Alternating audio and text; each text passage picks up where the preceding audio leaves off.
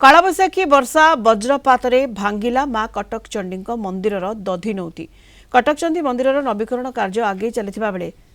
निकट अतीत नुआकरी निर्माण होता मंदिर दधिनौती स्थापन कर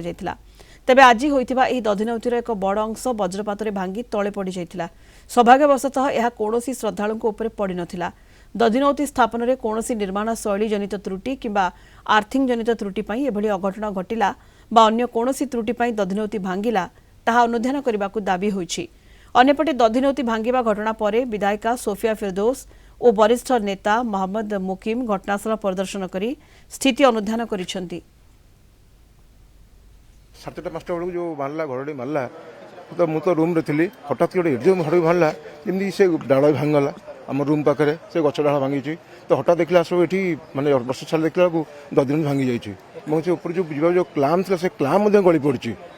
तो सेपटे आर्थिंग में ठीक दिखाई न दिखाई तो कहीपरूनी कि दधिनौती भांगी किसी पथर गली पड़ी आ कि होल है मतलब ऊपर देखा जाऊँगी आर्थिंग भल दिखाई कि न तो ऊपर जापर एम तो देखिपारे तो कहीपरूनी तेणु से आम उपस्थ को कम्प्लेन करमती जो आर्थिंग मतलब लगुच हो पारे एत दिन आम सेवादायक आम सेवा करूँ कि दधिनौती पढ़ा आम के देखिनु प्रथम समय पड़ा आम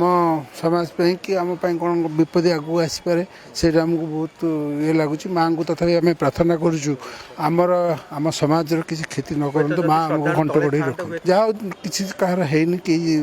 दुर्घटना किसी कई कहार क्षति है कौन लोकर भक्त मान जहाँ भी सब आसन दर्शक मान जहाँ किसी क्षति है ना माँ कौन है नुआ जेहेतु होती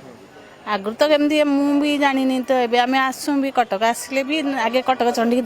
माँ को दर्शन करूँ माँ कार एत विपद देवे लोक कि कौन तार गोटे असुविधा होता।